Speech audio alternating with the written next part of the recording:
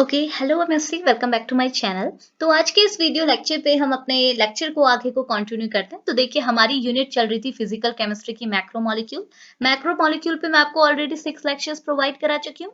आज हम आगे बात करते हैं हमारे 7th लेक्चर पे, ठीक है। तो देखिए ना आज के 7th लेक्चर पे जो टॉपिक हमने डिस्कस करना है वो सेम है जो हमने 6 लेक्चर पे डिस्कस किया था, बस उसको हमने आगे को कंटिन्यू करना है, ठीक है।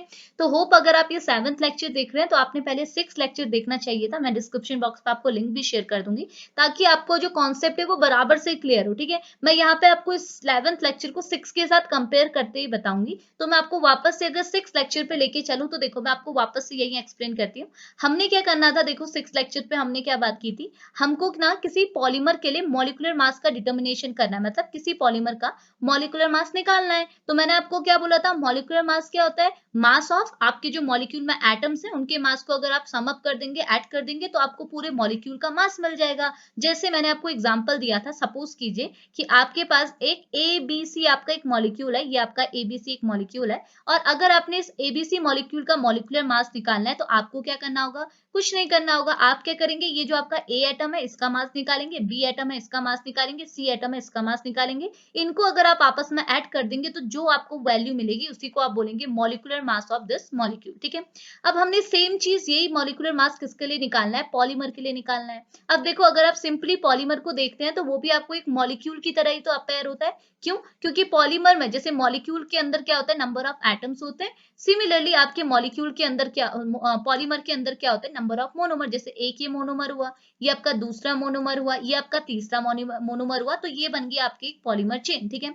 अब अगर आपसे बोला जाए इस पॉलीमर का आप क्या निकालो, मॉलिक्यूलर मास, तो सिंपली आप क्या सोचते हैं कि अगर आपको क्या है, इस मोनोमर का मास पता चल जाए, इस मोनोमर का मास पता चल जाए, इस मोनोमर का मास पता चल जाए, तो आप उनको सम अप करते, ऐड करते, तो आपको क्या है, पूरे पॉलीमर का मॉलिक्यूलर मास मिल जाता, ओके। जैसे आप मॉलिक्यूल के केस पे करते थे, ठीक है। लेकिन पॉलीमर के केस में क्या होता है, ये चीज बिल्कुल भी अप्लाई नहीं की जाती, ये चीज बिल्कुल भी अप्लाई नहीं की जाती। मतलब आप पॉलीमर के केस में क्या है, ऐसा नहीं करते कि मोनोमर्स का आपने मास उठा के ऐड कर दिया और आपको पूरे पॉलीमर का मास मिल जाएगा। क्यों? क्योंकि मैंने आपको बताया था मोनोमर के केस में क्या है, आपको कभी भी एब्सोल्यूट या फिर आप बोल सकते हैं स्पेसिफिक मॉलिक्यूलर मास की वैल्यू नहीं मिलती है। क्यों नहीं मिलती है, तो देखो उसका रीजन मैं आपको लास्ट लेक्चर पे बता चुकी हूँ। मैंने आपको काइनेटिक गैस थ्योरी के थ्रू भी एक्सप्लेन किया था आपके माइंड पे चीजें डालने के लिए। उसको तो मैं वापस से यहाँ एक्सप्लेन नहीं करूंगी, बट आपको मैं सिंपल इतना बता सकती हूँ कि देखो आपको सपोज मैं आपको ऐसा बोलती हूँ, आपके पास सपोज 5 मोनोमर यूनिट है, जैसे हुआ M1, M2, M3, ठीक है, M4 और M5। ये आपके पास 5 मोनोमर यूनिट है। इन 5 मोनोमर यूनिट के को कंबाइन करके सपोज आपने क्या एक पॉलीमर यूनिट बनाया, ठीक है। अब आपको वही चीज करना है, आपको ये चीज करना है कि ये पॉलीमर के लिए अगर आपने मॉलिक्यूलर मास निकालना है तो आप जस्ट ऐसा सोच रहे हैं कि इन सबके मास को आप ऐड कर दो तो पॉलीमर का मॉलिक्यूलर मास निकल जाएगा। बट मैंने बोला ऐसा आप नहीं कर सकते। क्यों? उसका रीजन मैं अगर आपको बताऊं तो ये जो पॉलीमर होता है ना, यहाँ पे आपको बहुत ज्यादा डिस्ट्रीब्यूशन देखने को मिलता है। डिस्ट्रीब्यूशन देखने को मिलता है मतलब इसका मतलब ये है कि जब भी आप मोनोमर यूनिट को कंबाइन करके पॉलीमर का फॉर्मेशन करते हैं ड्यूरिंग पॉलीमराइजेशन रिएक्शन, तो पॉलीमराइजेशन के टाइम पे जब आपकी मोनोमर यूनिट आपस में अप्रोच करती है, आपस में अटैच होती हैं, वो डिफरेंट डिफरेंट तरीके से होती हैं, जिसकी वजह से आपको यहाँ पे डिस्ट्रीब्यूशन देखने को मिलता है। डिफरेंट तरीके से होती है का क्या मतलब, डिफरेंट तरीके से होती है इसका मतलब ये है कि मे बी आपकी जो ये मोनोमर यूनिट है वो एक स्ट्रेट चेन में आपस में ऐड हो, जैसे M1, M2, M3, M4, M5। ये देखो आपको क्या है, स्ट्रेट चेन आपको इन्होंने दी, ठीक है। अब चाहे इनकी मर्जी ये क्या कर सकती है, स्ट्रेट चेन में ना है तो ये एक लीनियर फॉर्म, सॉरी एक क्या ब्रांच फॉर्म में आपको दिख जाए, जैसे M1, M2 है, इसके साथ आपका M3 हो गया, इसके साथ यहाँ पे आपका दूसरी साइड से M4 हो गया, ठीक है। और इसके पास यहाँ पर को क्या हो गया, इसके पास यहाँ पर ऐड कर देते हैं M5, ठीक है।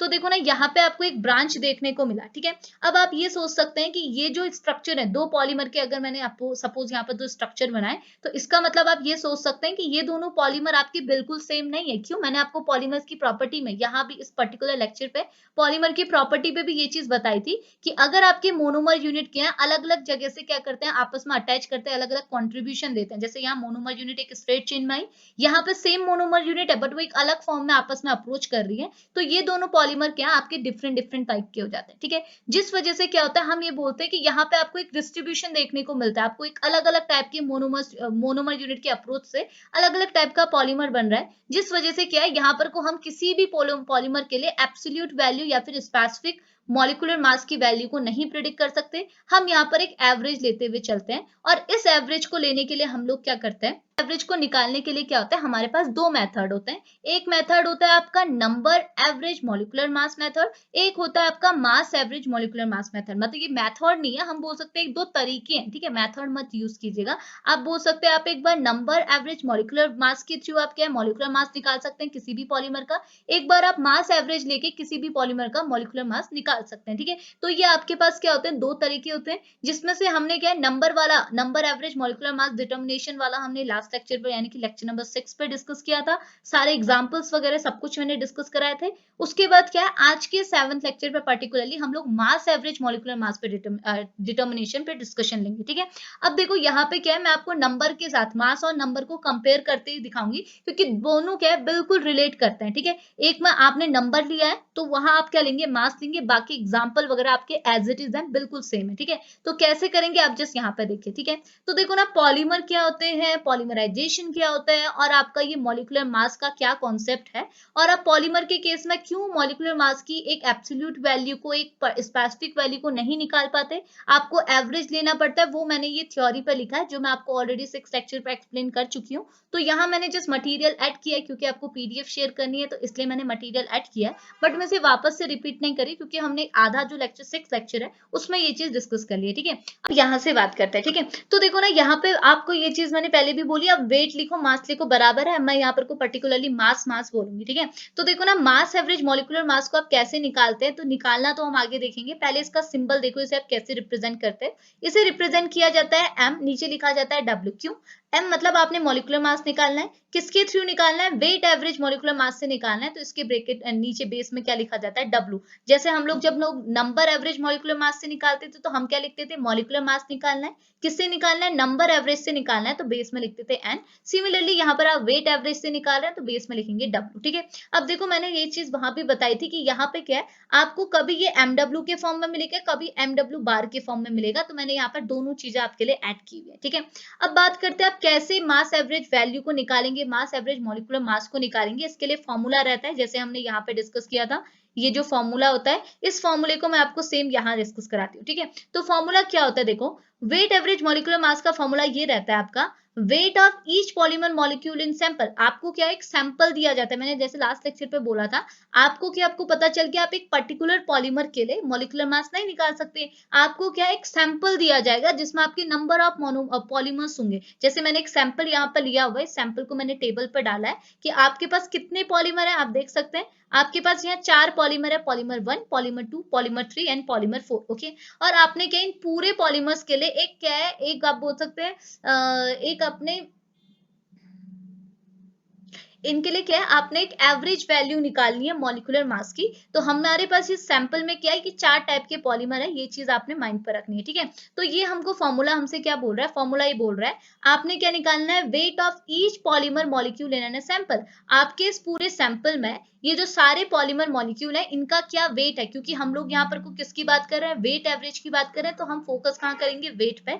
तो हमने क्या किया, हमारे सैंपल में जितने भी पॉलीमर है उनका वेट लिया, उसको डिवाइड कर दिया टोटल वेट के, आपका पूरा सैंपल है उसमें टोटल मास कितना है, टोटल वेट कितना है, उससे आपने इसे क्या कर दिया, डिवाइड कर दिया। समझ में आया हमने क्या किया। तो फॉर्मूला अब क्या है, तो देखो यहाँ पर लिखा है it is just contribution of each molecular mass और वेट इन एन सैंपल, यानी कि जितने भी सैंपल मॉलिक्यूल है आपके पास, जितने भी पॉलीमर है उनका कितना मास है, उनका मास में कितना कॉन्ट्रीब्यूशन है वो आपने लेना है, उसको आपने डिवाइड कर देना है टोटल वेट आपके पूरे सैंपल का कितना है, ठीक है। तो यहाँ पर लिखा है weight of each polymer molecule in an sample divided by total mass of polymer in an sample, ठीक है। और यहाँ आप देखेंगे तो हमने नंबर के रिस्पेक्ट में बात की है, देखो यहाँ लिखा हुआ है total weight of all polymer in an sample, ये चीज तो ठीक है। नीचे बेस में हमने क्या लिखा है, total number of polymer in an sample, sample में कितने नंबर ऑफ पॉलीमर है, तो ये हमारे क्या नंबर की बात हो रही थी। यहाँ हम वेट की बात करें तो हमने लिखा है total mass of polymer in an sample, ठीक है। ऊपर का बिल्कुल सेम है, ठीक है। नीचे साइड क्या हो गया, नंबर की बात करेंगे तो number of polymer in an sample, weight की बात करेंगे तो वेट ऑफ, या फिर आप बोल सकते हैं mass of polymer in an sample. कितना आसान है। और अगर मैं इस फॉर्मूले को लिखूं तो देखो इस फॉर्मूले को हम कैसे लिख सकते हैं, तो MW इज इक्वल टू क्या लिख रहा है, N1 into M1, N1 into M1 मतलब N आपको क्या दिखा रहा है, नंबर ऑफ एटम, ठीक है, कितना नंबर का आपका एटम है, m आपको क्या दिखा रहा है, मास ऑफ एटम। तो अगर पहला एटम है, पहला एटम नहीं सॉरी, पहला आपका पॉलीमर है, तो इसे आपने लिखा n1, उसका मास कितना है m1, ठीक है। उसके बाद दूसरा पॉलीमर है तो n2, उसका मास कितना है m2, ठीक है। तीसरा पॉलीमर n3, उसका मास m3। चौथा पॉलीमर m4, उसका मास m4। डिवाइडेड बाय, आपने अब नंबर नहीं लिया, आपने सिर्फ टोटल मास लिया। कितना मास, m1 m2 m3 m4 को आपने नीचे क्या कर दिया, टोटल कर दिया। तो यहाँ पे जो आपको ये फॉर्मूला मिलता है, ये फॉर्मूला होता है NW का, ठीक है। अब ये फॉर्मूला क्या होता है, नीचे हम मॉडिफाई करना भी सीखेंगे, क्योंकि हम जो एक्चुअल फॉर्मूला यूज करते हैं ना, अभी मैं आपको दिखाऊंगी। ये देखो, जो हम एक्चुअल फॉर्मूला यूज करते हैं, ठीक है, मॉलिक्यूलर मास के कैलकुलेशन के लिए, वो फॉर्मूला कुछ इस टाइप का होता है। तो ये फॉर्मूला कहाँ से आया, इसको भी मैं आपको कैलकुलेट करना सिखाऊंगी। अभी जस्ट देखो, हम डेफिनेशन के अकॉर्डिंग ये फॉर्मूला यहाँ पे लगा सकते हैं। और यहाँ पे क्या है आपका N1 N2 N3 N4 आपको क्या रिप्रेजेंट कर रहे हैं, number of molecule. N1 molecule मतलब आपके क्या है, पॉलीमर्स, ठीक है। पहला पॉलीमर, दूसरा पॉलीमर, तीसरा पॉलीमर, चौथा पॉलीमर, Ni पॉलीमर, ठीक है। उसके बाद M1 Mi आपको क्या रिप्रेजेंट कर रहा है, मास ऑफ पॉलीमर, ठीक है। तो M1 मतलब पहले मॉलिक्यूल, पहला पॉलीमर का मास। M2 मतलब पहले दूसरे पॉलीमर का मास। M3 मतलब तीसरे पॉलीमर का मास। Ni मतलब nth लेवल पे जो आपका ith आपका जो पॉलीमर होगा, उसका कितना मास है, ठीक है। और MW क्या हो गया, उनका आप एवरेज वेट निकालने वाले हैं, ठीक है। इतना हुआ ना। अब देखो आपका फॉर्मूला कैसे आया, तो मैंने यहाँ पर लिखा जनरलाइजेशन ऑफ कॉन्सेप्ट, ठीक है। तो मैं आपको रिलेट करके बताऊंगी, जैसे हमने लास्ट वाला पढ़ा था उससे रिलेट करके बताऊंगी, काफी आसान है, ध्यान से सुनेगा, ठीक है। तो देखो, सबसे पहले हमको फॉर्मूला बता रहा है, जैसे देखो आपको पता है टोटल नंबर ऑफ मॉलिक्यूल को हम कैसे लिखेंगे, ये बोला टोटल नंबर ऑफ मॉलिक्यूल को हम n से रिप्रेजेंट कर रहे हैं, तो ये किसके इक्वल होगा, हमारे पास टोटल नंबर ऑफ मॉलिक्यूल कितने भी हो सकते हैं। यहाँ सैंपल में हमारे पास 4 मॉलिक्यूल है, बट कितने भी हो सकते हैं, तो हम क्या लिख सकते हैं यहाँ पर, n is equal to m1 and sorry n is equal to n1 plus n2 plus n3 plus n4। यहाँ तो 4 है, बट हो कितने भी सकते हैं, तो हमने डॉट करके इसे ni बोला कि ith लेवल पे भी हमारा कोई नंबर होगा, कोई मॉलिक्यूल होगा, तो वो हमारा किसके इक्वल होगा, टोटल नंबर ऑफ मॉलिक्यूल के इक्वल है, ठीक है। तो total number of molecule n1 n2 n3 ये आपका हो गया ni। अब देखो, इसको अगर मैं लिखना चाहूँ तो मैं क्या कर सकती हूँ, इन सबको ऐड करना है, तो मैं लिख सकती हूँ समेशन ऑफ ni, ये तो आपको पता है। तो ये हमारा जो समेशन ऑफ ni है, ये किसके इक्वल है, n के इक्वल है, जो है आपका टोटल नंबर ऑफ मॉलिक्यूल, ठीक है।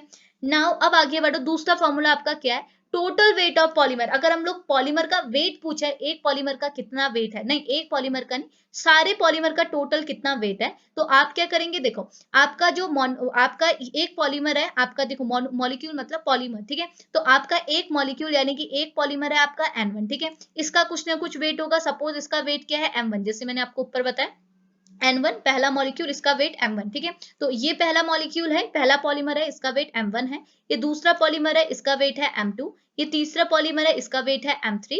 ये चौथा पॉलीमर है, इसका वेट है M4। और ये ith पॉलीमर है, इसका वेट है MI, ठीक है। तो अगर मुझे ये टोटल निकालना है, तो मैं क्या करूंगी, समेशन ऑफ टोटल वेट अगर मुझे निकालना है, तो मैं कहूंगी समेशन ऑफ ith आपके मॉलिक्यूल है, और ith मॉलिक्यूल का मॉलिक्यूलर वेट कितना होगा, Mi होगा। तो टोटल वेट आपका किसका होगा, किसके इक्वल होगा, summation of Ni into Mi। तो देखो लिखा है summation of Ni into Mi आपका क्या हो जाएगा, टोटल वेट। इसे आप W के इक्वल कर सकते हैं, ये समझ में आए। दूसरा फॉर्मूला भी आसानी से समझ में, कितना सिंपल था। अब देखो, अब आप थोड़ा सा ध्यान से सुनेगा। तीसरा क्या है ना आपका, weight fraction of each molecule. Weight fraction of each molecule का मतलब क्या आया, फ्रैक्शन ऑफ ईच मॉलिक्यूल का मतलब ये है कि आपके इस पूरे, ये आपके पास 4 टाइप के पॉलीमर है, एक पॉलीमर का वेट कितना है, देखो एक पॉलीमर में, देखो यहाँ पर आपको टेबल दोबारा से समझा दूं, मैंने फर्स्ट लेक्चर पे वैसे समझाई थी, मैं वापस से समझाऊं तो ये बोल रहा है, आपके पास एक सैंपल है जिसमें आपके पास 4 पॉलीमर दिए हुए हैं। इन 4 पॉलीमर में से जो पहला पॉलीमर है, पॉलीमर 1, ये कितना अमाउंट में प्रेजेंट है, इसकी आपके पास 2 यूनिट प्रेजेंट है, ठीक है। और इसका अगर आप वेट देखेंगे तो इसका वेट है 10, यानी कि एक यूनिट का वेट है 10, तो 2 यूनिट का वेट हो जाएगा 20। सिमिलरली आपके पास जो पॉलीमर 2 है, इसकी आपके पास 4 यूनिट प्रेजेंट है, और अगर एक यूनिट का वेट है 20, तो 4 का कितना हो जाएगा 80। एक पॉलीमर 3 पे जाए तो पॉलीमर 3 की आपके पास 6 यूनिट है, एक यूनिट का आपका वेट कितना है 100, तो 6 का हो जाएगा 600। और आपका जो पॉलीमर 4 है, इसकी आपके पास 3 यूनिट है, और एक यूनिट का मास है 250, तो 3 का कितना हो जाएगा 750, ठीक है। अब देखो, अगर मैं फ्रैक्शन की बात करूं, जैसे हमने यहाँ वेट के फ्रैक्शन की बात की, क्योंकि हम लोग वेट वाले पे बात कर रहे हैं, एवरेज वेट वाला कॉन्सेप्ट पढ़ रहे हैं, लेकिन लास्ट लेक्चर पे हमने एवरेज नंबर वाला कॉन्सेप्ट पढ़ना था, ठीक है। तो मैंने आपको ना नंबर ऑफ फ्रैक्शन के बारे में बताया था, पहले मैं आपको नंबर ऑफ फ्रैक्शन से रिलेट करती हूँ। तो देखो ना, फ्रैक्शन मैंने आपको यहाँ बताया था ना, आपने क्या करना है, ईच मॉलिक्यूल का, हर मॉलिक्यूल का नंबर फ्रैक्शन लेना है, नंबर पे बात करनी है, ठीक है। तो जैसे हमने टेबल पे देखा था, देखो आपके पास यहाँ पे वही टेबल है, आपके पास कितने टोटल नंबर के पॉलीमर है, नंबर देख रहे हैं, वेट नहीं देख रहे। नंबर ऑफ पॉलीमर कितने हैं, 15 है, ठीक है। और अगर मैं ईच का कॉन्ट्रीब्यूशन निकालू तो 15 में से पॉलीमर 1 कितने हैं, इनका फ्रैक्शन कितना हो जाएगा, 2/15, यानी कि 15 आपके टोटल पॉलीमर है, उनमें से पॉलीमर 1 का कितना कंट्रीब्यूशन है। कंट्रीब्यूशन मतलब यहाँ पर को मैं कितना पार्ट है बता रही हूँ, ठीक है। तो 2 पार्ट है, समझ में आए। तो यहाँ पे हमने फ्रैक्शन निकाला, हमने नंबर का फ्रैक्शन निकाला। सिमिलरली जैसे यहाँ पर 2/15 किया, यहाँ 4/15, यहाँ 6/15, यहाँ 3/15, मतलब टोटल नंबर में से कितना आपका पर्टिकुलर पॉलीमर प्रेजेंट है, ठीक है। यहाँ हमने जो चीज नंबर के रिस्पेक्ट में निकाली है, वही यहाँ हम लोग क्या है, वेट के रिस्पेक्ट में निकालेंगे, हमने वेट फ्रैक्शन निकालना है, ठीक है। तो देखो एक, ये आपका एक पॉलीमर है, ठीक है, इसका वेट कितना होगा, ऑब्वियस सी बात है n1 इंटू m1 होगा, इसका कितना होगा, n2 इंटू m2 होगा, इसका n3 इंटू m3 होगा, ठीक है। तो मैं सपोज इसकी बात कर रही हूँ, n1 इंटू m1 की बात कर रही हूँ, तो मेरा कितना हो जाएगा, इसका वेट कितना होगा, n1 इंटू m1, ठीक है। और टोटल वेट कितना होगा, कितने में से होगा, टोटल वेट कितना होगा आपका, देखो मैंने लिख लिया टोटल वेट। टोटल वेट को मैं ऐसा लिख सकती हूँ, टोटल वेट को मैं W लिख सकती हूँ, समझ में आ रहा है ना। टोटल वेट मैंने बोला W है, तो मैंने टोटल वेट कितना लिख दिया, W। मतलब टोटल वेट W में से मेरा जो पहला पॉलीमर है उसका वेट कितना है, तो पहले पॉलीमर का वेट कितना है, n1 इंटू m1, समझ में, तो मैंने बताया था ना n1 इंटू m1, ठीक है। तो हुआ क्या, n1 into m1 upon W क्या हो गया मेरा, weight fraction of each molecule. जैसे n1 का निकाला वैसे आप n2 n3 n4 सबका निकाल सकते हैं, समझ में आया ना। अब देखो ना, W की प्लेस में मैं ये भी तो रख सकती हूँ, अगर मैं इसे खोलूं तो मैं लिख सकती हूँ n1 इंटू m1 अपॉन में क्या लिख सकती हूँ, summation of ni into mi। कितना आसान था, बस आपका ये तीसरा फॉर्मूला निकल गया, ठीक है। अब देखो चौथा फॉर्मूला, मैं इसी को आपने सुधारा है। अब आपसे क्या बोल रखा है, weight average weight contribution of each molecule. अब आपने क्या करना है, वेट बताना है कि एक मॉलिक्यूल का कितना कंट्रीब्यूशन है बाय वेट, ठीक है। तो देखो आप यहाँ पे देखो, आपने क्या किया था, आपको जो फॉर्मूला मिला था वो था आपका ni मतलब जो आपका नंबर ऑफ मॉलिक्यूल है, कितने नंबर का आपका मॉलिक्यूल है, divided by total number of molecule, summation of ni मतलब टोटल नंबर ऑफ मॉलिक्यूल का आपने सम कर। जैसे यहाँ ni आपका एक मॉलिक्यूल है और टोटल मॉलिक्यूल है आपके, सॉरी n1 आपका एक मॉलिक्यूल है, डिवाइडेड बाय ni आपका टोटल मॉलिक्यूल है, तो आपने लिखा है n1 होगा ये, अपॉन में क्या होगा, समेशन ऑफ ni, जैसे आपका 2 डिवाइडेड बाय 15 था, समझ में आया। अब क्या है, अगर हमने क्या है, ये तो हमने फ्रैक्शन निकाला, अगर हमने क्या है इसे वेट का कंट्रीब्यूशन निकालना है, आपकी वेट का कितना कंट्रीब्यूशन होगा, तो मैंने क्या बोला, यही फॉर्मूला आपने लिया, देखो summation of n1 upon summation of ni आपने लिखा है, इनटू आपने इसे किससे मल्टीप्लाई कर दिया, वेट से, यानी कि m1 से आपने इसे मल्टीप्लाई कर दी, या फिर आप बोल सकते हैं ni से आपने इसे मल्टीप्लाई कर दिया है। सेम चीज आपने यहाँ करनी है, इस फॉर्मूले में आपने क्या है m1 से या फिर आप बोल सकते हैं mi से आपने इसे मल्टीप्लाई कर दिया, तो देखो क्या हुआ आपका है ni mi upon summation of ni mi, और यहाँ पर आपने mi से इसे मल्टीप्लाई कर दिया, ठीक है। मल्टीप्लाई हुआ तो ये भी, ये दोनों क्या होगा, अगर मैं 1 की बात कर रही हूँ, देखो ना अभी मैं अगर यहाँ पहले मॉलिक्यूल की बात कर रही हूँ, पहले पॉलीमर की बात कर रही हूँ, तो यहाँ मैं मल्टीप्लाई किससे कराऊंगी, m1 से कराऊंगी। अगर दूसरे की बात करूंगी तो m2 से मल्टीप्लाई करूंगी, 3 की बात करूंगी तो m3 से, ठीक है। तो अगर 1 की बात कर रही हूँ तो मैंने 1 से ही मल्टीप्लाई किया, तो मल्टीप्लाई किया तो ये क्या बन गया, n1 इंटू m1 का स्क्वायर, ये तो 2 है, तो m1 का स्क्वायर डिवाइड में क्या हुआ, summation of ni into mi, समझ में आए। तो कितना आसानी से फॉर्मूला निकल के, देखो सिर्फ समझने की बात है, मैंने आपके लिए दूसरी साइड इसलिए बचा के रखी थी 6th लेक्चर की, ताकि मैं आपको रिलेट करके बता सकूं, आप फॉर्मूले समझ जाए, ठीक है। तो इतना आया, तो ये आपने किया, ठीक है। नाउ अब आपको टोटल वेट निकालना है, तो अब आप करेंगे, देखो आप यहाँ पर टोटल वेट निकाल रहे थे, तो आपने इसका पूरे का समेशन कर दिया, देखो ऊपर भी समेशन नीचे भी समेशन, तो आपको क्या मिला, यहाँ भी आपने यही करना है। देखो आपने अगर ये m1 के लिए किया है, ठीक है, ये पहले मोनोमर पहले पॉलीमर के लिए किया है, तो आप दूसरे के लिए भी करेंगे, तीसरे के लिए भी करेंगे, चौथे के लिए भी करेंगे। तो देखो पहले अगर मैंने पहले मोनोमर के पॉलीमर के लिए किया है, तो मैंने इसे बोला n1 इंटू n1 का square upon summation of ni into mi, ठीक है। अगर दूसरे पॉलीमर के लिए किया है, तो मैंने यहाँ पर n2 की बात की, n2 इंटू m2 का स्क्वायर डिवाइड में हुआ समेशन, ये आपका एज इट इज आया, ठीक है। यहाँ पर मैं m3 की बात कर रही हूँ, तो n3 इंटू m3 का स्क्वायर समेशन ऑफ आपका एज इट इज। तो आप ऐसे नंबर ऑफ कर सकते हैं जितने आपके पॉलीमर दिए हुए हैं, ठीक है। तो समझ में है ना, ये ऊपर की वैल्यू वरी करेगी, क्योंकि हमारी ऊपर की वैल्यू हम जिस पॉलीमर की बात करेंगे, हम उसकी वैल्यू यहाँ पर फिट करेंगे, समझ में है ना। और इसको आप जब आपस में ऐड कर देंगे, तो हम क्या बोल सकते हैं, इसको भी ऊपर समेशन लगाएंगे, इसको भी समेशन, क्योंकि हम अगर टोटल ओवरऑल निकाल रहे हैं, तो हम बोलेंगे summation of ni into M I का square divided by summation of N I into M I, और ये किसके इक्वल होता है, एम डब्ल्यू के इक्वल होता है। एम डब्ल्यू मतलब आपका क्या हो जाएगा, वेट या फिर मास, एवरेज मॉलिक्यूलर मास। तो ये फॉर्मूला आपके किसके करस्पॉन्डिंग होता है, इसके करस्पॉन्डिंग। ये तो हमने बाय डेफिनेशन फॉर्मूला लिखा है, बट ये फॉर्मूला आपके किसके करस्पॉन्डिंग हो जाएगा, इसके करस्पॉन्डिंग हो जाएगा। ठीक है, अब इस फॉर्मूले की हेल्प से हम कैलकुलेशन करेंगे। कैसे कैलकुलेशन करेंगे, देखो टेबल आपका वही है, मैंने जो लास्ट लेक्चर पे एक्सप्लेन किया, यहाँ भी मैंने बता दिया। अब आपको कैलकुलेट करना है, तो फॉर्मूला आपका क्या हो गया, यहाँ पर हुआ M W is equal to summation of N I into आपका एम आई का square divided by summation of N I into M I. ठीक है, अब आप क्या करेंगे, जब आप यहाँ पर कोई नंबर, आपके पास तो डाटा गिवन है, ठीक है, अब आप अपना पॉलीमर रखेंगे, तो पहला पॉलीमर 1, पॉली 2, पॉली 3, पॉली 4। ठीक है, तो अगर आप रखेंगे तो आपको क्या मिलेगा, देखो आपका बोला इसको समीशन हटाओगे ना, समीशन हटाओगे तो क्या आएगा, इसे आप बोलोगे n1 m1 का स्क्वायर अपॉन में आपका समीशन ऑफ n1 m1, ठीक है, M I sorry N I M I. ठीक है, प्लस क्या होगा, आप करोगे n2 m2 का स्क्वायर अपॉन में आपका एज इट इज आएगा समीशन ऑफ एन आई और एम आई। ठीक है, यहाँ पर फिर आप n3 के लिए करोगे, n4 के लिए करोगे, यहाँ 4 पॉलीमर है। ठीक है, तो देखो n1 आपका क्या है, कितने नंबर में आपका पॉलीमर प्रेजेंट है, तो अगर आप पहला पॉलीमर देखोगे तो ये कितने नंबर में प्रेजेंट है, रिंग चेंज करती हूँ रुकिएगा, तो ये कितने नंबर में प्रेजेंट है, दो क्वांटिटी इसकी प्रेजेंट है, तो आपने लिखा यहाँ पर n की प्लेस में कितने नंबर लिखे, 2 नंबर। ठीक है, मास कितना है, अब आप मास की बात करें, कितना मास है, यहाँ पर मास है आपका 10, तो आपने लिखा इंटू 10, और यहाँ पर लगा स्क्वायर, तो आपने 10 का किया स्क्वायर। ठीक है, प्लस अब आप चाहिए दूसरे पॉलीमर में, आपका दूसरा पॉलीमर क्या है, पॉलीमर बी, तो इसमें कितनी क्वांटिटी है आपके पास 4, तो आपने नंबर ऑफ कितने नंबर है आपके पास 4, और मास कितना है, देखो 20 आपका मास है, तो इंटू आपने 20 का स्क्वायर, प्लस तीसरा है आपका 6 और आपका मास है 100, तो आपने लिखा 6 इंटू 10 का 100 का स्क्वायर। ठीक है, अगला आपका देखो 3 क्वांटिटी और मास कितना है 250, तो 3 आपने क्वांटिटी लिखी, मास लिखा 250 का स्क्वायर डिवाइडेड बाय, अब नीचे आपका क्या आएगा, देखो n1 m1। ठीक है, तो आपका n1 कितना, ni कितना है, ni आपका वही है ना, इसे आप खोलोगे, इसको अगर मैं खोल के लिखूं तो आप इसे कब क्या लिख सकते हैं, n1 इंटू m1। ठीक है, इसे लिख सकते हैं n2 इंटू m2, यही तो लिख सकते हैं, हमने जो समीशन किया क्योंकि हम ओवरऑल निकाल रहे हैं, ये तो पता ही है। तो आप क्या करेंगे, n1 देखो कितना है 2, और m1 कितना है मास 10। ठीक है, और यहाँ पर n2 कितने हैं 4, मास कितना है 20, ऊपर का जैसा है, तो यहाँ पर n3 होगा m2। ठीक है,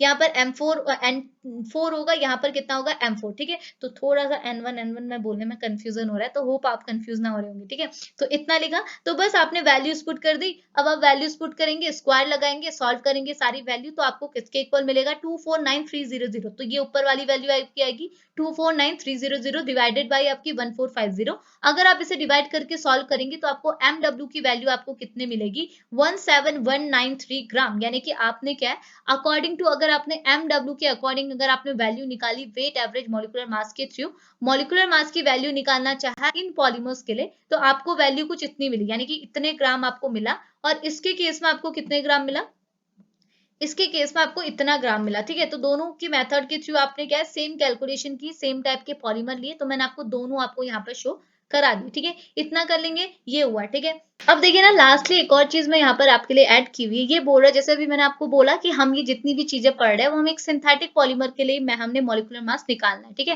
तो ये बोल रहा है सिंथेटिक पॉलीमर के लिए क्या होता है, जनरली एम डब्ल्यू की वैल्यू आपको ज्यादा मिलेगी कंपेयर टू एम एन। ठीक है, तो हमने यहाँ भी देखा, देखो हमारे लिए यहाँ पर एम एन की वैल्यू देखो कितनी है, 4 डिजिट नंबर है, और एम डब्ल्यू की वैल्यू आप ऊपर देखेंगे तो यहाँ पे देखो 5 डिजिट नंबर है, तो हमें क्या है, एक ही टाइप का हमारा सैंपल है, लेकिन एम डब्ल्यू की वैल्यू ज्यादा मिली कंपेयर टू एम एन। ठीक है, तो वही चीज यहाँ पे बोल रहा है कि जनरली क्या होता है, हमें एम डब्ल्यू की वैल्यू हमेशा ही ज्यादा मिलती है कंपेयर टू एम एन, और अगर ये इनकेस कभी इक्वल होगी तो आप वहां पर को होमोजीनियस सिचुएशन कंसीडर कर लीजिएगा। ठीक है, पर मिलती नहीं है। ठीक है, अब देखो इनके लिए अगर हम लोग ग्राफ प्लॉट करें तो आपको क्या देखने को मिल रहा है, आपका वर्टिकल कोऑर्डिनेट पे आपको नंबर ऑफ चेन दी हुई है, और हॉरिजॉन्टल पे आपको चेन लेंथ दी है। चेन लेंथ मतलब आपका क्या हुआ, यहाँ पर आपको मॉलिक्यूलर वेट दिया हुआ है कि जितना आप यहाँ को जा रहे हैं आपका मॉलिक्यूलर वेट बढ़ रहा है, आपका नहीं, पॉलीमर का मॉलिक्यूलर वेट बढ़ रहा है। ठीक है, इसका मतलब क्या हुआ, यहाँ पर को क्या है, देखो आपको ग्राफ में यहाँ पर दो वैल्यू दिखाई है, एक एम एन की, एक है आपकी एम डब्ल्यू की। इसका मतलब क्या है, जितना आपका मॉलिक्यूलर वेट आपका बढ़ रहा है, तो देखो आपकी एम डब्ल्यू की वैल्यू भी ज्यादा है, इस पॉइंट पे आपका एम डब्ल्यू है, इस पॉइंट पे आपका एम एन है,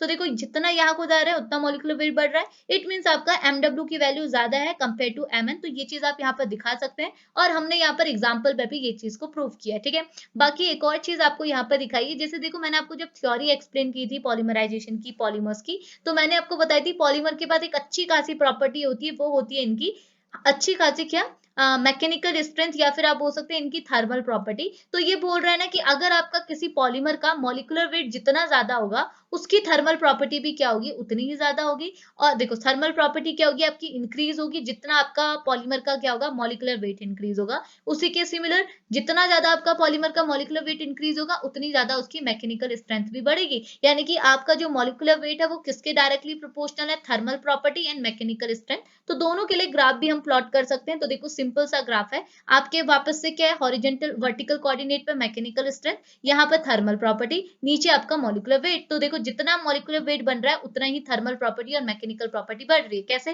देखो इस पॉइंट पे मॉलिक्यूलर वेट कितना था, इतना था, ठीक है, तो थर्मल प्रॉपर्टी भी देखो कितनी कम थी, ठीक है। अब इस पॉइंट पे आपका मॉलिक्यूलर वेट इतना ज्यादा हो गया, यहाँ पे इतना पहुंच गया, तो आपकी थर्मल प्रॉपर्टी भी क्या होगी, इतनी बढ़ गई, यहाँ तक पहुंच गई, ठीक है। सेम चीज आपका यहाँ पे है, सॉरी यहाँ पे हम मैकेनिकल प्रॉपर्टी देख रहे हैं, ठीक है, मैकेनिकल प्रॉपर्टी का बोला सेम है, थर्मल और मैकेनिकल का सेम ही है। तो देखो मॉलिक्यूलर वेट जब आपका इतना कम था, इस पॉइंट पे था, तो आपका थर्मल प्रॉपर्टी भी पॉलीमर की इतनी कम थी। जितना आपने मॉलिक्यूलर वेट को इंक्रीज किया, उतनी ज्यादा उसकी थर्मल प्रॉपर्टी भी इंक्रीज हो गई। इतना समझ में आया? तो बस ये सी आपकी बेसिक से चीज। तो होप आपको ये लेक्चर समझ में आया होगा। मैंने दोनों को कंपेयर करके आपको बता दिया। तो आज के दिन हमने इस टॉपिक पर डिस्कशन लिया कि हम कैसे कैसे पॉलीमर का मॉलिक्यूलर मास निकालेंगे। और हमने ये चीज देख ली कि पॉलीमर का आप क्या है, सिंपल से एब्सोल्यूट मास या फिर स्पेसिफिक मास नहीं निकाल सकते। हमने एवरेज मास लेना है, और एवरेज मास कैसे लेना है, क्यों आपका एमडब्ल्यू बड़ा है, एमएस का छोटा आया, मैंने आपको सारे फॉर्मूलेज वगैरह शो कराए विद एग्जांपल, ठीक है। तो प्रॉपर आप लिखिएगा, मैं मटेरियल आपको शेयर करूंगी, प्रॉपर वे में आप लिखिएगा प्लीज, ठीक है।